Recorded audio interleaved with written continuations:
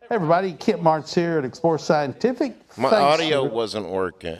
Is the audio working now? Yeah, well, it's working. Yes, no, or maybe. I want to hear my opener. Well, I'm going to go on without it. I'm looks gonna like do it. we're on, so... Or play it anyway. Please welcome to the Explore Scientific stage, Mr. Ken Marts. You get me start over, Paul? Or... Well, we kind of, we're on air, so Wow. we've always been. I just decided to start it over, just because Live I wanted television at its finest. I wanted to see it, Thanks so I for did joining us here on Amazon Live. We appreciate it. We have a chat function available right now. If you want to give us a shout out, we would appreciate it.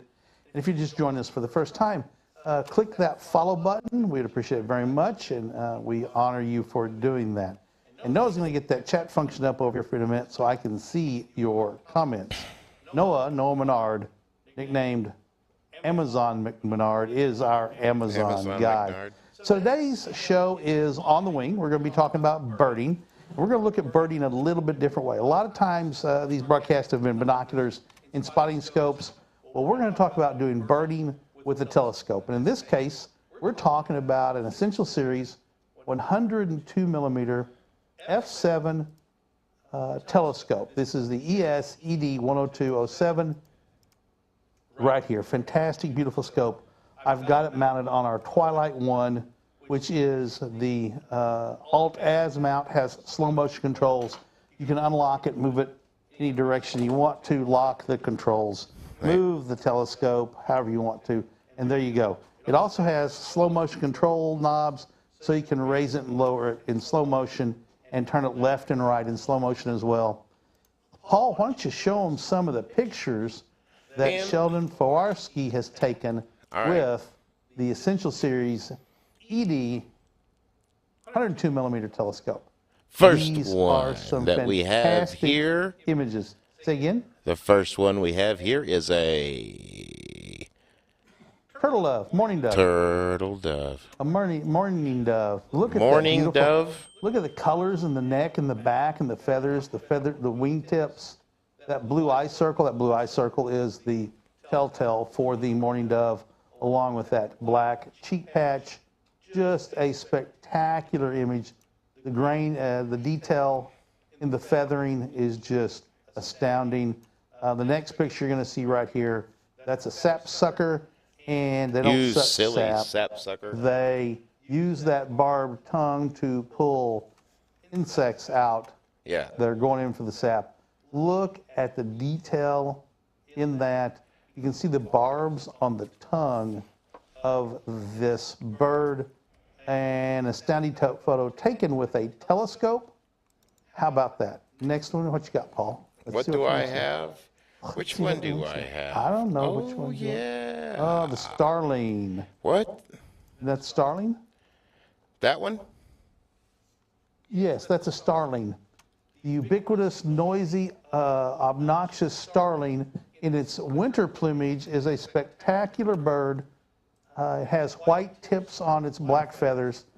I just think that is a astounding picture of a very common, not liked bird. Everybody has it on their birding list, but there we go. So there's an oriole. Look at those beautiful colors. The orange on that bird, singing happily in the sun. And if you start looking at these pictures, I don't think they sing when they're sad. If you start watching these pictures, you're going to see a tip of what Sheldon does. Going to that next one, there we go. That is a rose-breasted grosbeak, gros being French for large. Indeed, that is a large beak on that rose-breasted grosbeak. And we'll after this one, here is a ruby-throated hummingbird. Look at the detail in that throat. The ability to get that picture with a telescope that is on a tripod and movable. Here's how Sheldon does it. Go back one picture, would you please, Paul? Well, we could move on to... Oh, move on. Yeah, move on to the old red-headed woodpecker. I see that coming up. The old red-headed woodpecker. So you start looking at a lot of these photos Sheldon takes, the birds are always perched on something. That's because, and this is one of my favorite birds, really large bird. Red-headed woodpecker is endangered. I don't know if it's endangered or not, but it's suffering. I think there's versions of it. There's a big one and a little bitty one. There's a red-headed woodpeckers, but yeah, but there's one of them that's if you want to have woodpeckers, you got to have woodpecker to peck, and habitat loss and people cutting down standing dead timber seriously impacts birds like the red-headed woodpecker. If you want to have red-headed woodpeckers and other woodpeckers, you have to have standing dead timber. That's the habitat. So if you notice, most of the pictures we've looked at that Sheldon took, the birds are sitting on a branch. And here's how Sheldon does what he does. He watches outside of his house where the birds are going to sit, right? Okay, and he does that, and he realizes that that's where those birds keep landing, and he focuses his camera there, gets his exposure set, waits for them to come by, uses a cable release, and starts taking pictures of the birds, right? So he manages his shutter speed and ISO. You can't change your f-stop on the telescope because your f-stop is f7, built in. So you're going to have to use your camera, use the ISO and the shutter speed to get in balance. So you want to be using at least a 1/25th of a second, and higher is better. Howdy, Kumar and William Beckett. Hello, Kent. Hello, Mr. Beckett.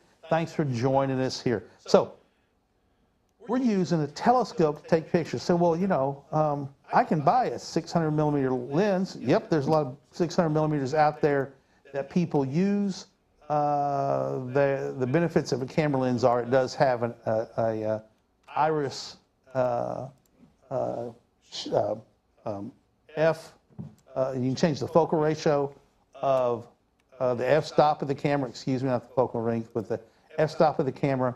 The benefit of a telescope is they have better glass, generally fewer elements in them, and are designed for very clear, sharp, crisp photos. And there's a Carolina wren right there. Look at that. You can see something like a spider web or something hanging off of its bill. They are insectivores, and they will eat spiders. Next one coming up is the bird that causes more people to start bird watching, and that would be the ubiquitous northern cardinal. Look at that bird. People see it. They hear it in the spring, just singing mightily. No bird looks like it. People will confuse maybe a scarlet tanager or summer tanager a little bit, but once you learn the male northern cardinal and the female northern cardinal is beautiful unto itself. One of a few female birds is not just drab and brown in many cases, and the females are often more prolific singers than the males are. The beautiful northern cardinal. So let's talk about how do you hook a camera up to a telescope for bird photography. You got one left. Oh, one left? Okay. You only have one left. I think it's a downy woodpecker. I meant to look it up. It's a downy woodpecker. I like the pose this bird offered. So actually, Sheldon pays these birds a $5 fee for them to pose for his camera. For the boudoir photos that he creates. So notice the bird is perched on a branch, and he manages to get the photos of the birds on the branch. So you have a DSLR, you get a telescope, a couple of pieces, you're ready to go.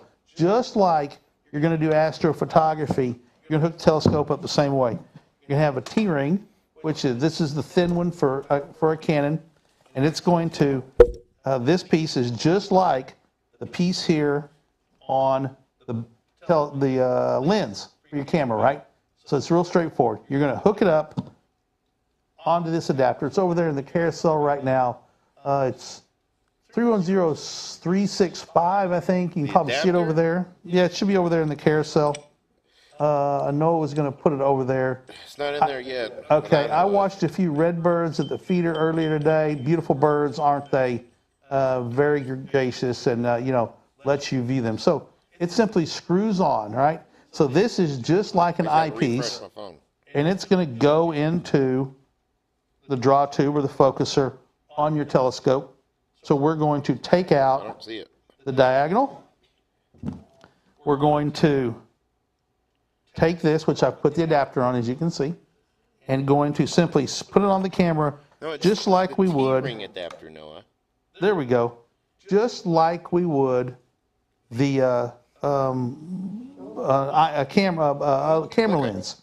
So now we simply slip it in just like we do an eyepiece, and we are now, tighten it down, and we are now ready to use our Essential Series ED102 to take pictures of birds. Now, I've got this mounted on a Twilight One Mount. Turn a little bit sideways so you can see it here. Yeah, there it is. It's over. That's it right there. $22.90. That's a weird price. $22.90 over in the carousel. Lets you hook a camera up to a 2-inch draw tube. There's other adapters that let you hook up to different telescopes. If you have a specific telescope and want some advice, feel free to reach out to Noah through the chat function right now, or you can go to the Explore Scientific Store on Amazon.com and find the contact seller and send us a message, and our customer service department will be happy to talk you through doing this. So we've got the camera set up. We can look through the camera. If we want to, we can get everything framed up just like Sheldon did. He figures out where the birds are going to be, and he focuses his camera there. He gets his exposure set, everything else. He uses a remote shutter release, so he's not touching the camera, because when you touch the camera, it makes the telescope bounce up and down. You don't want that telescope bouncing up and down. You want it to be real simple, real smooth and steady. So you can focus, with the coarse focus knob, and then use the fine focus knob to get it exactly in focus. And if you know how far away that branch is, there's some formulas out there you can use to figure out how thick or how deep your depth of field is, which will help you determine where exactly you need to focus. What's the back thread on the field flattener? Okay, JR, I didn't put the field flattener on it. That is just a snoot, but it's standard T thread M42 thread, standard T-ring thread. So any T-ring that you have should screw onto its standard T-ring M42 threading. What he's talking about is, what JR is asking about, I think, is this right here. I'll pull it out and show it to you. This threading on this adapter right here, right? This threading right here, it's M42. M42 threading, which is standard T-ring threading, and it just screws onto that adapter. Woo, almost rolled off the table. It simply screws in and turns the camera into, effectively, just like an eyepiece, right into where you'd put the eyepiece. Now then. Now, not all cameras are the same. So, correct. The Sony Alpha E-mount cameras, those click on. You have to get the correct adapter for your camera. And Right. typically Canons and Nikons have a T-ring system exactly like this. They're slightly different, though. Sony's have a slightly different, Even Nikon and Canon can be very different. So make sure that your model number is listed on the page that you're going to buy from on Amazon. You make sure it lists that specifically. And you may have like an A7R3. Well, in Sony language, that's the same mount. But in Canon language, it might not be. So make sure it's specifically mentioned in the description, or you may be an unhappy camper. So, obviously a Canon lens has a different bayonet mount than a Nikon lens, than a Sony lens, than a Konica lens, than a Minolta lens. Lumix, and Panasonic. So, yeah, you name it, there's different ones. So you got to be careful and make sure you get the right lens. We carry Canon and Nikon, and I think we're out of Nikon right now. We've been having trouble getting those. And if you're using a high-end cinema camera, for example, because I've filmed through one of these because I make films. That's what I do. This live stuff is something that I've been thrown into, but I make films, and I took one of those out, a little bit longer one, and was filming stuff with it as test footage. And it's super interesting because the glass is different, especially with my full frame. My full frame actually had a vignette all the way around where it was seeing the sides of the telescope because my sensor was larger. So, we have a chart that we can provide you that talks about the image circle size with a draw tube full in and full out. We've done the math on that. We can tell you what the image circle size is going to be. If you have a specific telescope, we can tell you what it's going to be full in and full out in millimeters, so you'll know if it's going to vignette or not. In astronomy, you can take care of that through processing. In bird photography, you can't. You have to get a little bit farther away so you're outside of that vignetting. Or you just like it and think it's sort of a cool look and go on down the road. Well, you can crop in. Yeah, that's what I'm saying. You get farther away so it's not there, and then you crop in. Or, I know people that used to burn in the corners of their photos in the darkroom, black and white days. They would burn in their photos so they would create that vignette effect because they liked that look. And like art, it's what you like, right? Art is about your eye and your creation. And what you're creating when you do astrophotography is art, and what you're doing when you're creating bird photos is also art. So let's talk about the mount a little bit. This is the Twilight One Mount. It's a mid-level mount, holds up to 18 pounds of telescope with no trouble at all. Telescope and telescope here. There's no counterweights, there's no polar alignment. This is simply, they set it down, move it left and right, move it up and down, right, and point it wherever you're going to point it, lock it down, then look through the telescope or the finder scope and get pointed exactly at what you want to point at. It's got these slow motion control arms. They'll move it left and right, so you can see it moving left and right there, and now you can move it down and up so you can get it pointed at a subject really precisely. It pairs very well with the Essential Series ED 102 telescope from Explore Scientific, a great telescope to use for birding and nature photography. Use it as a camera lens. Hello, Tyler. Tyler got me in trouble because he complained I turned the air conditioner down in here a wee bit. Because I don't want to get in trouble. I've gotten in trouble for doing that as well. Yeah, you weren't in here at 77 degrees either. I poked my head in. You could have kept your mouth shut, not said a word, and just turned it back up to 69, but no. You got a lot more commenters than me and Scott did yesterday. You're very popular. Maybe today is just the day. Who knows? Maybe. People like Kent. So. What's the back thread for the field flattener? It's that adapter right there. What is it? I have to see the adapter just to make sure I'm looking at the same It's a T-ring. It has to be M42. There you go. It has to be one thing and one thing only. It could be M48.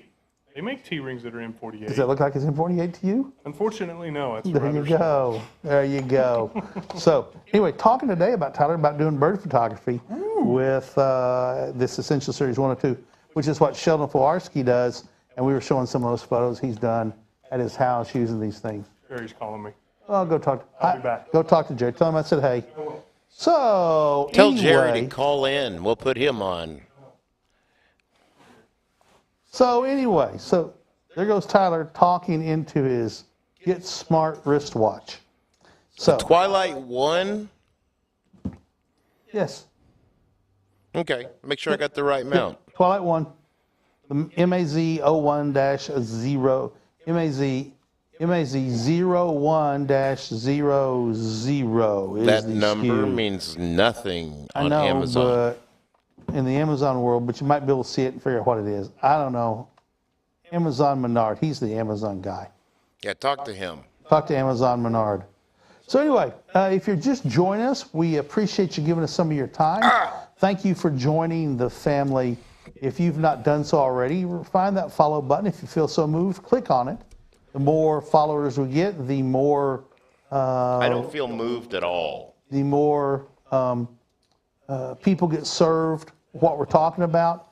we try hard to do a lot of education as well as selling products. Yes, we're selling products, but we're also talking about how this stuff works and how to make you a better astronomer, in this case, a better bird watcher, better bird photographer. So you've obviously have to have a DSLR camera. You can do a film if you want to, but then you have to wait to get your pictures back, and that's no fun. Unless you do it yourself, then it is fun. And most people aren't doing color film anymore. There are some labs that do it really well, although doing your black and white film is still really easy to do. Always was, always will be. You just have to follow the rules, which used to be a roll of film, for those of you old enough to remember, contained directions on how to develop it inside the cardboard wrapper it came in. And for those of you who can't see, and that's none of you other than me, Paul Newton is over there taking selfies galore right now. I got to get it right. Yeah, so he just took 36 of them, it looked like. I deleted all but one. He's probably going to be like my 20-year-old son, who takes a picture from here up every few minutes and posts them on Instagram. I mean, it's like, why? He says, oh, that's cool. I'm going, okay, that's cool. Anyway, back to the subject at hand. There's nothing wrong with that.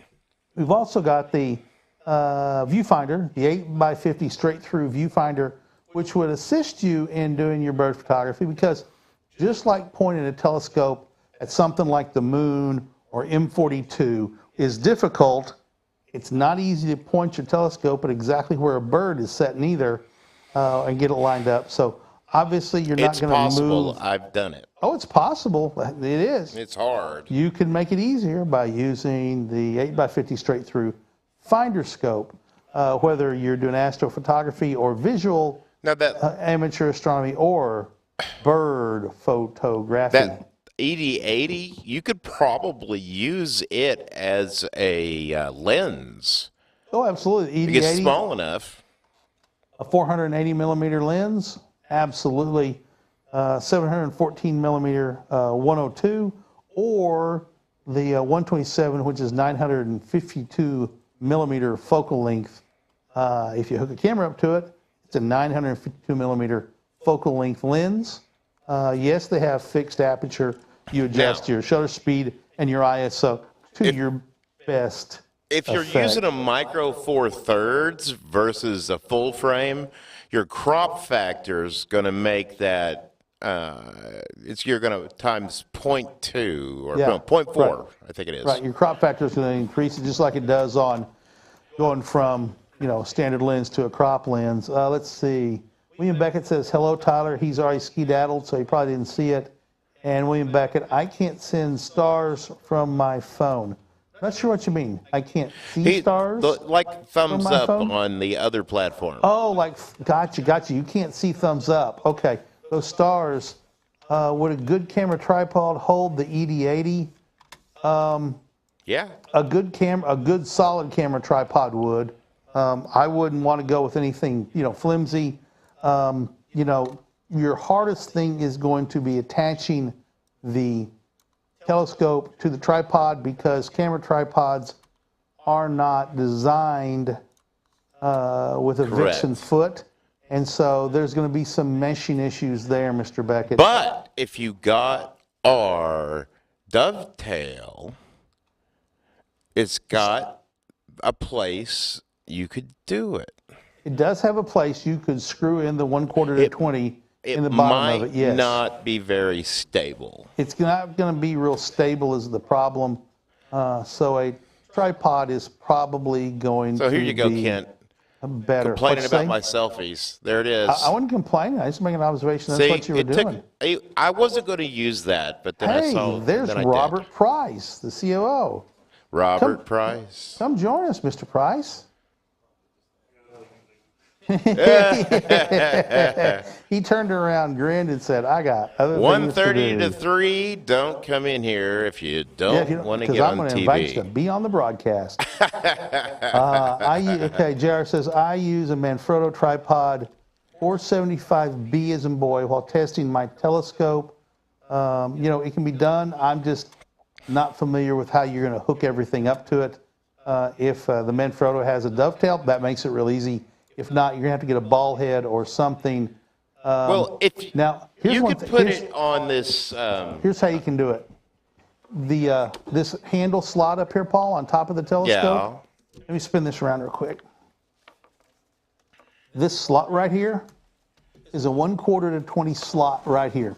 So you could run a 1/4 to 20 through there and put a nut on the bottom side of it and attach it right there. So yes, you're attaching the cradle upside down, but you can rotate the telescope any way you want to in the cradle. You could do that easily enough. Typical camera mount for an expensive tripod, for a video tripod. Yep. This is the same as our, does this go into a video tripod? Yes. Yeah. So here's a foot for a video tripod, would serve the same purpose. And, again, you've got to get the gear that fits on your tripod to make it work. You're getting ready to get some video of that on a really good video tripod like the ones we have here in the studio. Yeah. Paul's sitting here fiddling around with it right now. So anyway, as I said, if you're just joining us, we've got a few more people who just logged on, it looks like. Feel free to give us a follow. We appreciate that very much. And thank you for joining the family. Something like this. I can't see it. It'll be there. There it is, yeah. That's a video. This is a Sackler phone. It's a Sackler tripod. It's one of the most German-made. German-made tripod. Chinese-made. German-made tripod, very robust. It's one of the best video ones. Yeah. Very lightweight, but very solid. And that's the ones we use. Here. Expensive video. There you go, right there. All right. There's a shot down on the floor with all the cables. All those cables make keep the everything up and running, singing and dancing. Those considered a ball head, Tom? It's a ball head. Tell them. I know they can't. This is the ball head tripod. In other words, you unscrew this, and this ball Floats. sits in here and floats back and forth and does whatever. So you can move it a lot of different directions, get leveled up or whatever. So anyway, if you want to take bird pictures, here's one way of doing it. Yes, you can use the camera lens that comes with your camera, but the glass in these telescopes, proof is in the pudding of the pictures we showed you a few minutes ago. Paul, we've got some few people who have joined us. Let's just go through a couple of those here in a second. Paul's getting the camera shot set back up, and we will then show you a few more of these bird pictures, or a few of the bird pictures that we've already showed you. But this is how you hook it up. Now then, I don't have this hooked up correctly. There's going to be 2 extension tubes that come with your telescope, and you're going to put those extension tubes, sir? You're going to, you're going to have to put 2 extension tubes on here to get it focused. You simply unscrew this thing called a tension collar.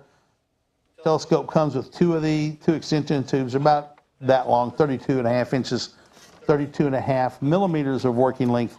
Screw both of them on, put the tension collar back on. That makes the draw tube about this long, which accounts for how much space the diagonal takes up. And now you can get your camera in focus on whatever it is you're trying to take pictures of. So this is how you take pictures of our fine feathered friends with a telescope. And here comes some pictures to show you, if you've just joined us, of a few of them. Just sort of go through them real quick, Paul. Yep, that's a bird in the British sense. Couldn't resist it there, Paul. Yeah, look at that. Is the detail in that is spectacular. And again, how he does it, he simply figures out where the birds want to be, and then he takes pictures of the birds where they are. That's easy, and he will actually trim branches to create spots that are really good for him and for the birds to go to, and that's how he's able to achieve these photos that he gets. So I'm going to put up the camera. There's Tyler back. You and Jerry have a good talk? It was quick and short. Just the way I like it. That happens sometimes. Ooh, binos. Yep, we're going to be talking about binos. These are the 8x26 Those are good. wings binoculars. I'm going to move this out of your way. No, leave it there unless you're it's good. I'll kick it that way. You want to come in close? Come in close. So these are really small. You might get what I had. Yeah, well. Chance you take. That's true. Chance you take. You can get a day off. Of course, you have to sleep the whole time. But all right, so here we go. You saw some of those great pictures that Jerry took with a telescope, just like this one, and a camera attached to it, just like we showed you. So telescopes are good for far more than just doing astrophotography. You're doing bird photography as well. Ornithography. Orthography. I don't know, I just made that word up, maybe. I don't know. Anyway, so these are the wings, 8x26. Yep, you just look at the back end. Yeah, 8x26. Yep, 8x26. Open bridge. Fine pair of open. Here you go. Go ahead. Huh? Oh, we go ahead. Okay, we still have pictures. We're just talking about Carolina in. So notice how he. Okay, what I like about that picture is you can see a spider web because they eat spiders and other insects. Oh, it's in the beak. You can see a spider web hanging off the beak. Now, taking a picture of a spider web is no easy feat, especially hanging off a bird's bill, right? That's not backlit with liquid on it, with dew. Just fabulous there. And there's zooming in more. Look at how much more he can zoom in. Is that a spitter hanging off his bill? Yeah. Almost looks like a spitter. Look at the detail. Details of those feathers. Look at those. Yeah, because that's the kind of resolution a telescope has. Look at You that. gotta love the knee-deep triplet. We're pixel peeping now. That's what it's called. Yeah, Pixel we're- peeping. Worse than pixel peeping. No, you're still not seeing all the pixels. No, you gotta get in closer if you want a pixel peep. I can see But it. we're starting. I'm sorry you can't see the pixels, but I can. Oh, Now we're pixel peeping. Pixel peeping is a term of blowing a picture up so much you start seeing the individual red, blue, and green That's not necessarily true. but okay. pixels. You start seeing the pattern, the Bayer matrix is what you start Yeah. seeing. Okay, you start seeing the pixels. There you go. That's why it's Yeah. called pixel Is peeping. that why it's called It that? could be. So, It's when you start seeing the individual squares. so do you, Not Isn't that a the pixel? individual The pixels. individual squares is a pixel, right? That's what I thought. it's a pixel. That's a What's gorgeous what's pixel. What's that bird's name? I don't know birds, Kent. Well, what's its name? It has a name. That bird has a Woodpecker? name. Woody. That's close. It's a red-headed Actually, woodpecker. that one's name is Bill. JR says, William, I use an SV Bonnie Bony. medium dovetail Bonnie? to mount my ED102 to my tripod test setup. The ED102 does not have a 1/4 20 thread mounted on the Vixen dovetail bar. That's correct. However, can put one. the handle has a slot that's a 1/4 20 slot. That is true. And so you can turn the cradle upside down. And I showed this a little while ago. You can put a 1/4 20 right there and put a nut on it. You can. And voila, you've now turned it upside down. Put a hot shoe on there. And even if the telescope's upside down, ain't no big deal. Cannot put a 'cause hot shoe on there. Sure you could. You had a 1/4 20. Want to make that? Do you know what a hot shoe is? Yes, for a DSLR. What does it do? Keeps the camera piggybacking. Nope. Nope, you walked into that one. That's close enough. Hot Not even shoe is close. for flash. Is that what you had the other day? Was a hot shoe? Yes, I did. And it was a flash too, tell you what. Kent burnt his foot by accident. So I was cooking hamburgers at church on Friday evening. On Friday evening? And went to move, it was Good Friday, and went to move for an Easter egg hunt. Yep. And went to move a pan. My little secret, don't share this with anybody, but if you have to cook a whole bunch of hamburgers, like it takes you 2 hours to cook 200 hamburgers, if you put a aluminum pan on the grill, put some water and a whole bunch of beef stock in it, and as you cook the hamburgers, put them in there, right? Now, they're not big. I like crunchy hamburgers, Yep. but I'll tell you what, for mass cooking, and right before you serve them, you pull them out of the water and let them drain, and then put them in the serving pan where people pull them out. Yep. Nice, they're spectacular. People will tell you, that's the most moist hamburger I've ever You've had. cooked some of those, that type of burger. Yeah, I did here, and they're delicious. They're Tyler, if very you're going to good. stay, get a microphone. I'm fixing to get. But here's what happened. Bye. But here's what happened. I went to take one of those aluminum pans off the grill that was really hot. It started boiling in the back and it was almost full. And so what did I do? They were the cheap aluminum pans. And I picked it up and turned to carry it. I took a couple steps and it started folding down and Hot water went down my pants leg, no big deal. It wasn't the boiling end. And about the time I've been over to set it down on the ground, because, I didn't want to get burned bad, all the hot water came out and landed right on the top of my left foot. And let's just say my big toe paid the price, and it's going to be paying the price for a little while. But I survived it. It was all for a good cause. Hamburgers for kids and parents doing an Easter egg hunt. So, William Beckett, use the ED80 as a lens. That's exactly what we're talking about, Mr. Beckett, is using an ED80 or any other telescope as a camera lens. That's all this is. We make the DSLR CDA. You might as well put that up in the, Noah, put that up if you would, please. DSLR CDA, as in digital single lens reflex camera adapters. DSLR CDA, that'll show up over in the carousel. We designed that after we came out with the IXOS 100 because people were having trouble attaching a DSLR to it with dovetails they could find. There weren't any long enough that allowed people to balance effectively, and so we came out with that DSLR CDA. Works great, and it does have a 1/4 to 20 thread on the bottom of it as well, so you could attach it to any standard tripod as well.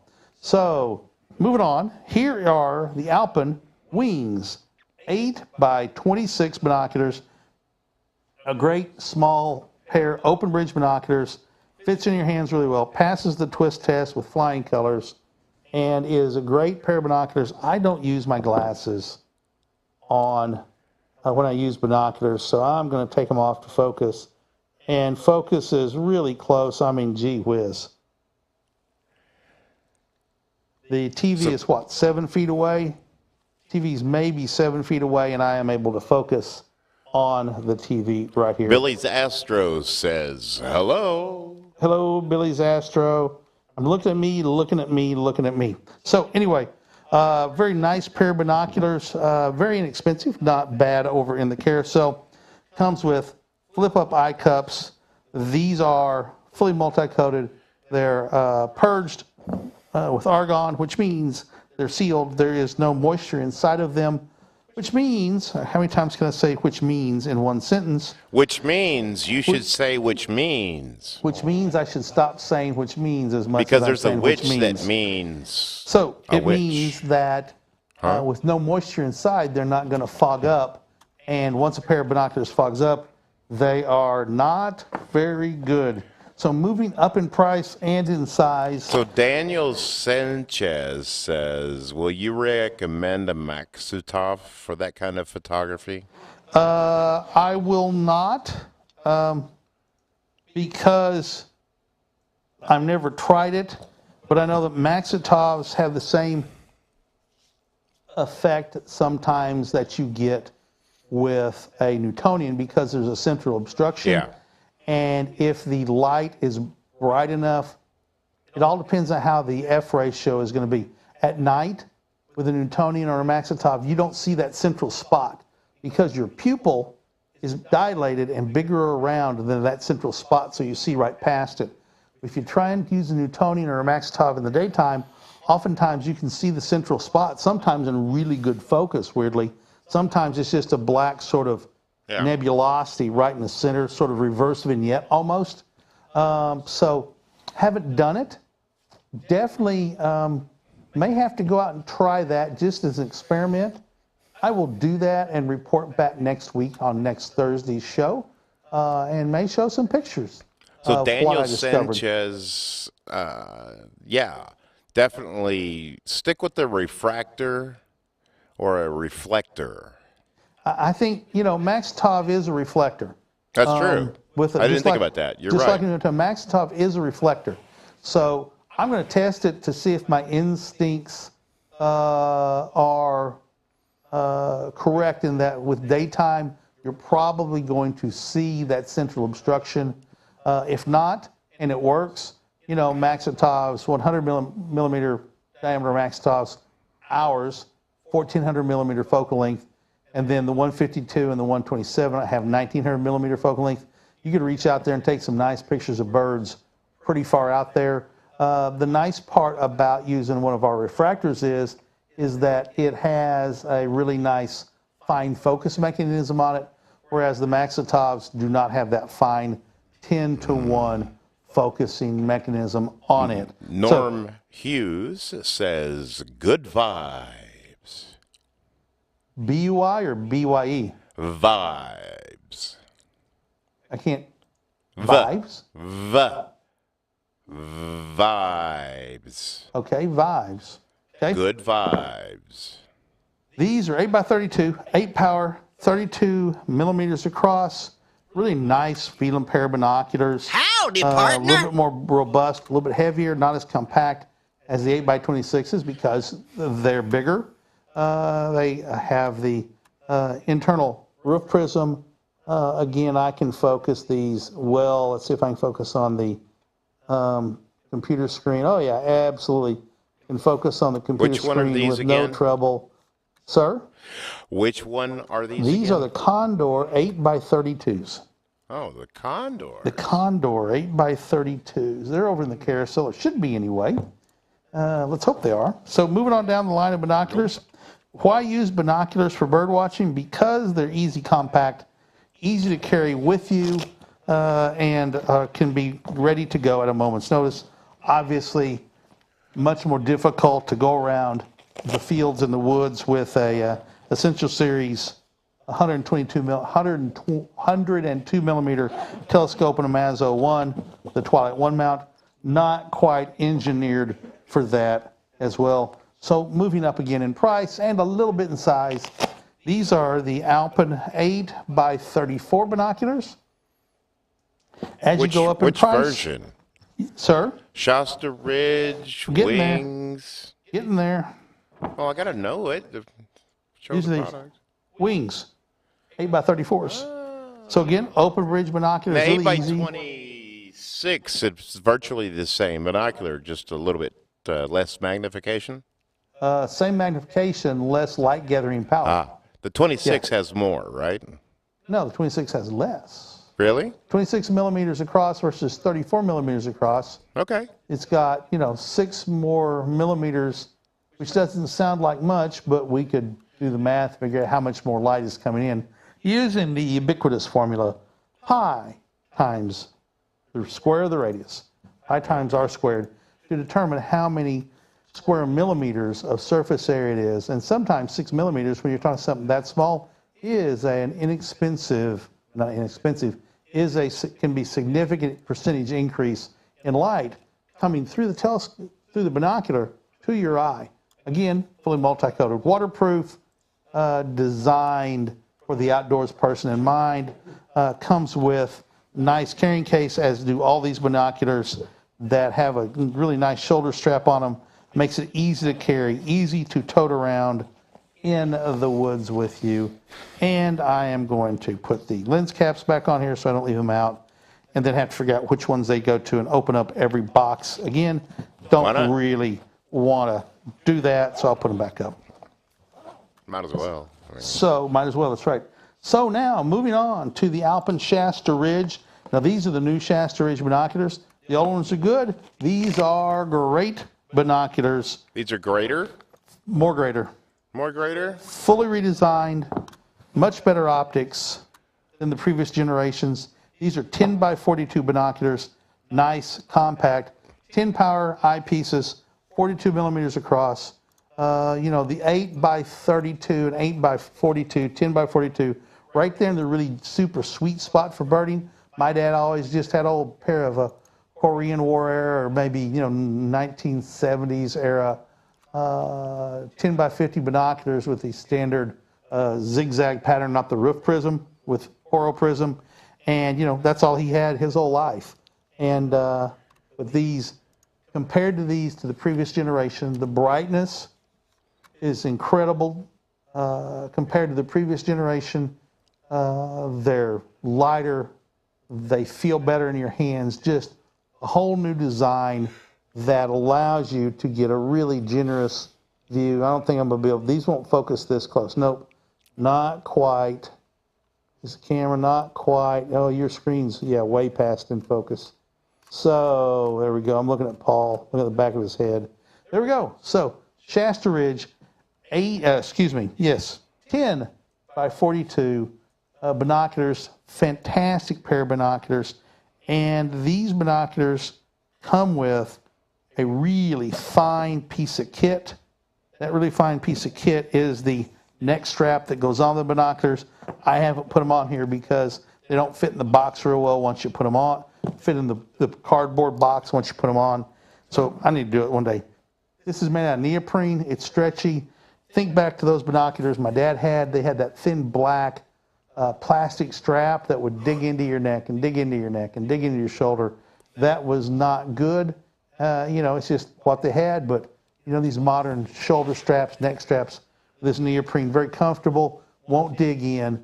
A long day in the field with these around your neck, a fantastic way to go. Oh, and talking about around your neck, I took my cap away, so I'm not going to show you how to do it. Next week, we'll go over that again. What? I don't have my ball cap.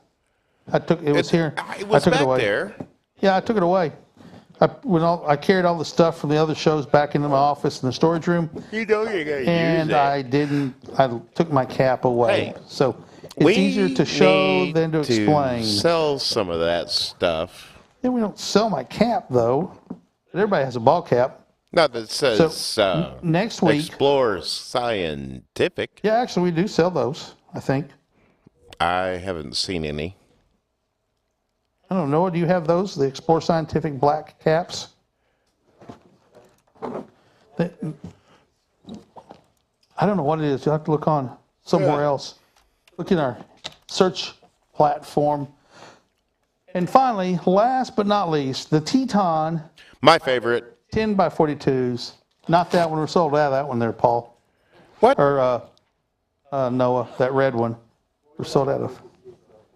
Okay, 10-4. All right, so here we go.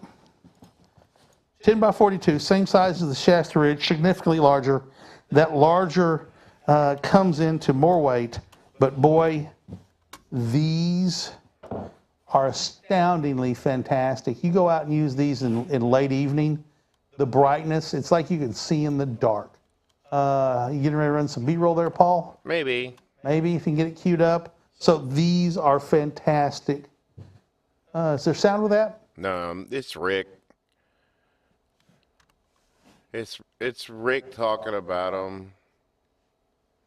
It's a commercial, remember? You want me to play the commercial? Play it, I don't care. All right, hang on. Here we go.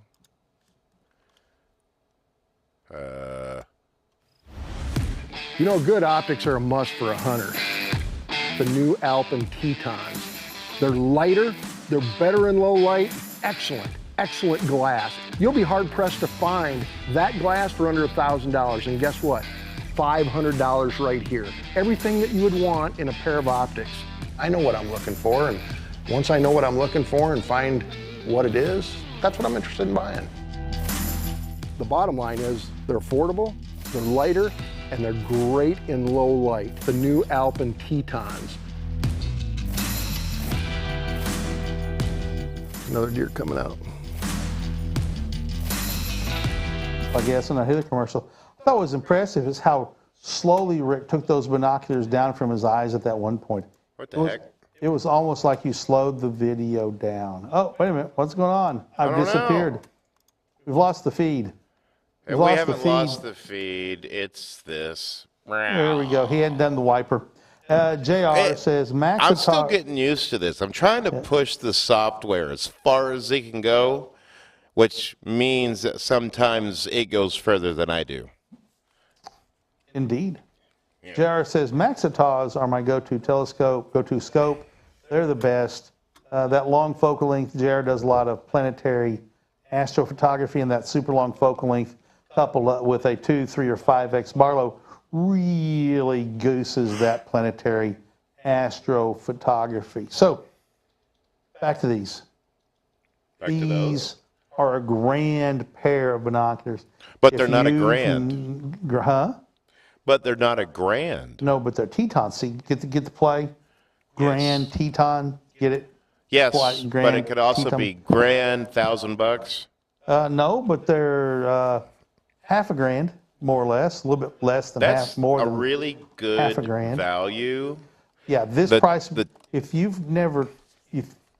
want to treat yourself to a great pair of binoculars, this right here, and for $559, $560, Yeah. you're looking at competing brands. Free shipping. 3 times that. Oh, yeah, free shipping as well. Over here on Amazon Live right now, Prime eligible. These are a fantastic pair of binoculars.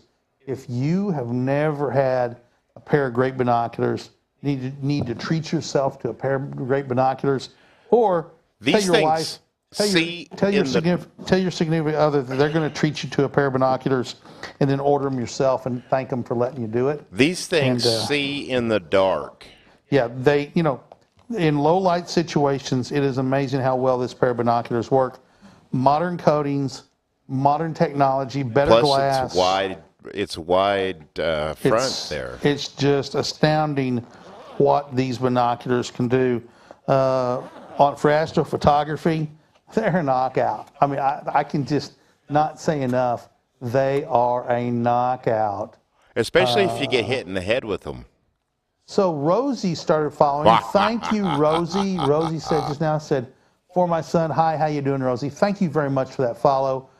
We appreciate you joining our family here. If you haven't seen us before, we're on Monday through Friday here on Amazon Live, 2 o'clock Central Time every day. And we're try to do a lot of education. We talk about our products, yes. We also talk about education and ways to use products more effectively. Book. Where's the book? The bird watching book? Yeah. Oh, yeah, National Geographic Field Guide to North American Birds. If you're wanting to do birding, that is a great field guide. I have one on my desk. Or if you're just interested in knowing what the heck that thing is that your cat's chasing. Yeah, that too. But if your cat's chasing a songbird, you might want to talk to your cat about chasing a songbird. So because there was a stray cat that came by my house. Was he playing an electric guitar? No, he wasn't strutting either. No. Beat you to it. Sometimes, man, you just like, I gotta play this now. Where did it go? Where'd it go? You have the stray cat strut? No. Oh. I have the horns that go wah wah wah. I thought you had the stray cat struts queued up and ready to go. So speaking of those cats that chase songbirds, there's a little cat. He came by my house. He would come by. He'd eat some cat food, or and every now and then I'd see him. He wasn't really a stray though. He looked like a cat, but a fat cat. Neighbor cat. With black and white fur that made him look like a Holstein. Ah. And he would come by, and one day I yelled, "What are you doing, Bob?" And he came running. I was like, "Okay, your name's Bob." And he was gone for a couple of weeks, right? Just left. I thought, well, he got picked up, he got hit by a car, eaten by an eagle, which I saw a bald eagle on my way back from Eureka Springs this weekend. Yeah. It was in the road eating roadkill. That's crazy. What they do. That's what bald eagles do. And then a couple of weeks later, Bob, I saw him come by. Bob comes by, and he's got on a neon green collar with a bell, because he was dragging home too many songbirds to his owners. Let's hope the bell helps the songbird situation. Paul, so my wife had a cat. It was a calico Manx. No tail? His name was Bobby. People just cannot come up with good names for cats anymore. My cat's named Farm Cat. I had a cat named, he was a black and white cat. His name was Police Car. Okay, you must have been 2. That was a great name for a cat. You were 2. It was a police car. No, I had him in college, after college. Really? Yeah, police car is a great name for a cat. We called him PC. He was famous. He was when I was back in the newspaper business, he was in the newspaper on specialty covers. And we used that cat for a whole lot of pictures. It helps when you run the editor of the paper, you can run whatever picture you want. This is true. Yeah. There's no nepotism going on there with. There's no nepotism. No, It was too. I was not related to anybody in the newspaper, that owned the newspaper. You were related to PC. Well, that's true. See? You're a cat dad. I was a cat dad. I named one of my girlfriend's cats BTK. Why? Because it meows a lot, so the B word for someone who complains a bunch, kitty, and it evolved into BTK. That's good. I like that. So, what was I going to think? Had a cat story. Oh, PC swallowed a penny once. Ugh. Well, at least it was not going to cause any problems. It's copper. Oh, it did cause problems. Well, it's not no infections. And my wife took it in and told him to take it out, and she didn't worry about the price. Then we got the bill. And she worried about the price. That was a very expensive cat from that was day what, forward. $3,200? It was not, well, this has been in, gee whiz, 1986. Oh, so it was like around $900. Yeah, $1,000, yeah. Yeah. So that cat lived to be almost 17 years old. So lucky pennies. They do that for you. I still have the penny. Did you frame it? It's my $1,000 penny. You know what you should have done? You should have had PC stuffed and the penny put in its mouth. It was really when the penny had started to dissolve. All the nickel inside of it had dissolved out of it. Really? Yeah. And there was just the copper shell. So anyway, we have sunk to a very weird low. JR says, I have a pet alligator. His job was to eat all the people I didn't like. I miss that little gator.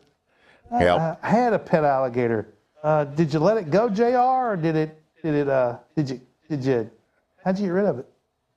Just curious. And, pet alligators probably outgrow their pens their bathtubs or tanks really quick. No, not really. They're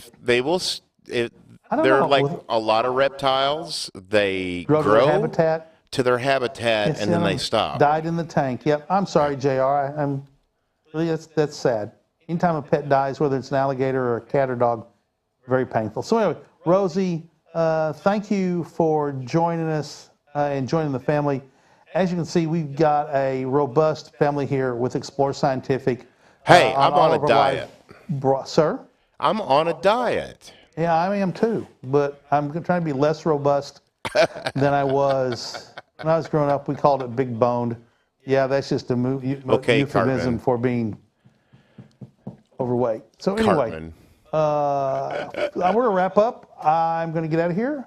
For Paul Newton, the disembodied voice over in the control room. Hey, you got it right. He's the cameraman. Once. He's the graphics guy. He's the jack of all trades.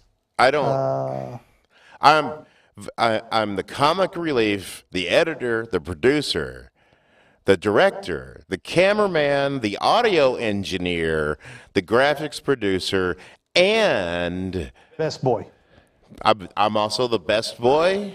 And if you know what that means, that's actually a good job. That's a shocking title. Oh, God. Am I right? It can be if you do it wrong. Best boy is an electrician. Shocking title. Yeah. Anyway, and over on the other side, oh my gosh, cubicle I gotta find that. Hang on. Is Amazon Menard. Noah Menard, the Amazon guy. He gives us a wave from the nerve center of Amazon at his desk. Amazon Menard, come on down. Sir? Nervous Menard? No, Nervous Menard? just Amazon Menard. I'm Kent Marts for Explore Scientific. We'll be back here tomorrow with Focus on astrophotography. We will probably not have a show. No, we're not going to have a show next Thursday and Friday because Tyler Bowman and I both will be out of the office. We're going to be going to a music festival that is hooked in with astronomy called Stars you're and supposed Sauce. to be doing live hits from out there. We may do live hits from out there, but we're not going to be doing a full-blown Amazon Live like we're doing here. It's called Stars and Sauce. We're looking forward to being out there. But we need to do that. big hook old it music up. festival, doing astronomy. Send It'll be it a to fun me. time. I'll put it on air. So we'll probably do that, but I can we won't do have that any because I'm really good. of a schedule. And JR says, dangerous Paul, heavyweight champion of the world. Indeed, he's very I'm dangerous. And I'm Kent Marts. Have a great Thursday night, everybody. See you tomorrow. Bye-bye.